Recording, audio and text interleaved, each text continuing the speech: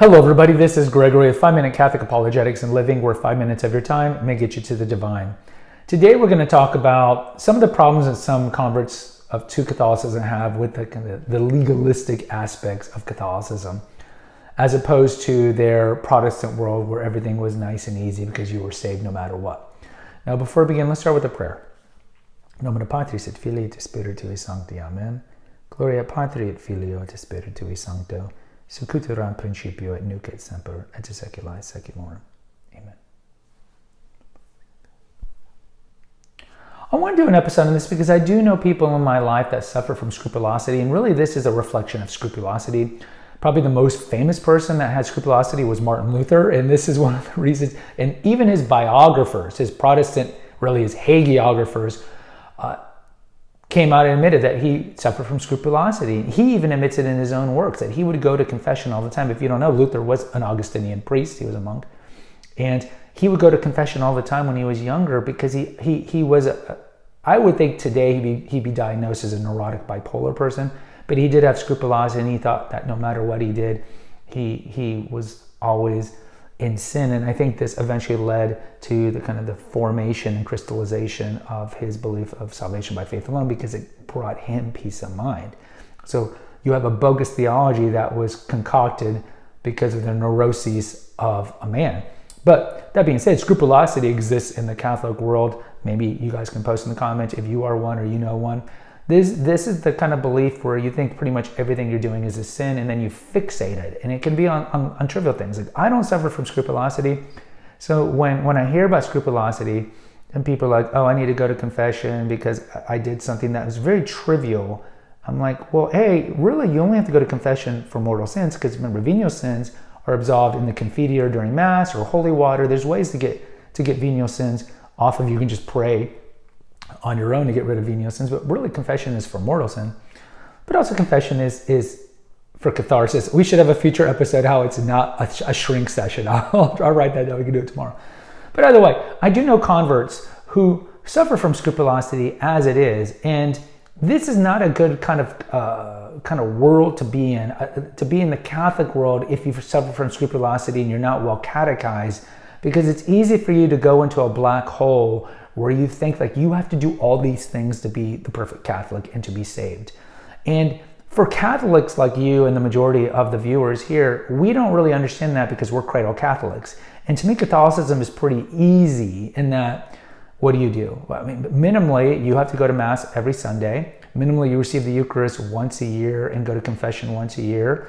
And you try to perform good works of mercy, either spiritual or corporal, and you persevere to the end in a friendship relationship with Christ. And chances are you will go to heaven. You might go to purgatory early, first, I should say, before you go to heaven. And think of purgatory as an antechamber to heaven. Like, if we're all dirty from or muddy, we're going to dust off before we go visit the President of the United States. We want to look nice before we go visit the President. So purgatory is the same thing. You're just getting all the vestigial remains of sin off of you. But for a Cradle Catholic, and someone who doesn't suffer from scrupulosity, to me, I don't see Catholicism as some labyrinthine exercise of having to do all this work.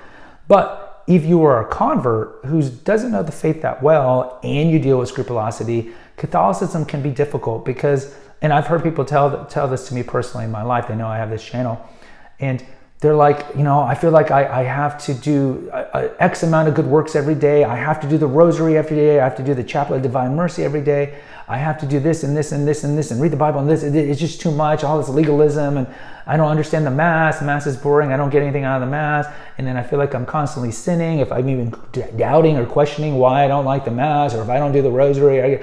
And it's just, I hear these people and I can't relate. And I'll be honest, I cannot relate. And I feel bad and I sympathize with them, because neurotic people, and I am neurotic in other ways, but I'm not neurotic and scrupulous. But scrupulosity is a mental prison. And what I've heard about, like, what's the best way to deal with scrupulosity is, first of all, go to confession, but not go to confession every day, but have the same confessor who knows that you're scrupulous, and then listen to what the confessor is telling you to do. He will tell you, for example, it's kind of like with anxiety and exposure therapy. If you're really anxious about something, they always tell you, go expose yourself to it slowly but surely. Like if you're afraid of heights, go up a little, like 2 stories and 3 stories and 4 stories, and see that it's not the end of the world, and eventually you get used to it. And it's the same thing with scrupulosity. You could tell a scrupulous person, don't be scrupulous, okay? But they're really not going to hear it. But from a convert who is scrupulous, I can kind of see what they're going through, and since they're not well catechized, maybe that they might see Catholicism as very legalistic. You might hear that term quite a bit, and kind of too many traditions, and what they mean is like little traditions, like the rosary and other things that we do. And what I would tell these people is, hey, first of all, you don't have to pray the rosary. The rosary is optional. It's something that people do. We have an episode here why Catholics do it, but really it's just a focus, and it helps us focus on the life of Christ. The rosary is really just kind of a meditation on the life of Christ. And you don't necessarily need to read the Bible every day. Most Protestants who convert to Catholicism don't have a problem reading the Bible because they were reading the Bible beforehand. But you do get an indulgence if you read the Bible 30 minutes a day, and we are encouraged to read the Bible. But you don't have to be doing all these extra things to be a good Catholic. And I think some scrupulous people will read 2 Peter, where Peter talks about how you can lose your salvation. It's also mentioned in Hebrews by the author of Hebrews, how you can lose your salvation. And I think there are the scrupulous types who hear this and read this, and they think they're hellbound. Right? They think no matter what, I'm going to hell, and I got to check off all these check marks. If not, I'm going to go to hell, or my soul is in peril. And I think they kind of look back at their olden halcyon days of being a Protestant, where there was so much more security. Now, the security wasn't necessarily justified, but in their mind, they had invincible ignorance. As Aquinas talks about, they didn't know any better. So if you grew up in a Protestant church where it was salvation by faith alone, you do the altar call or whatever it is, and you believe your salvation is guaranteed no matter what. And then you also maybe throw in a little rapture where you think you're going to be, before the sheetrock hits the fan, you're going to be taken up to heaven for 7 years. And other things that we've talked about in that episode, how Protestantism is essentially a lazy form of Christianity. You have this kind of worldview where it's like, yeah, you're just skipping in slow motion on the beach. No matter what, I'm going to heaven, And then you're exposed to Catholicism somehow, and you start realizing, wow, historically it is the truth. And then you realize a lot of things that the Catholicism is the truth. And you can't intellectually go back to Protestantism because you know it's not the truth. But if you bring in this baggage of scrupulosity, and you throw in poor catechesis, and you kind of realize, oh, now I'm not guaranteed salvation. Now I actually have to worry and persevere to the end, as Christ talks about in Matthew 24 and several other places that talk about how we must persevere to the end, and how works are a demonstration of the grace that we received from God, and that we must cooperate with this grace by doing good works. And we see this played out in Matthew 25. We see this played out in several places. We have a lot of videos here. But you do have to do more work. I wouldn't say you have to do more work in Catholicism, but you certainly have to have a different worldview, whereas in the sola fide world, it's like, yay, I'm saved no matter what. I can go kill people and rape and embezzle, and I'm going to go to heaven no matter what. And again, you can have a certain amount of complacency, and you might not know better because you were raised in this world, and then you come to Catholicism where it's like, oh, I can't lose my faith. I must work out my salvation in fear and trembling. Oh, and so you can see how that will put a little more anxiety on you, that you really have to work a little harder. And we must persevere to the end. We must not apostatize.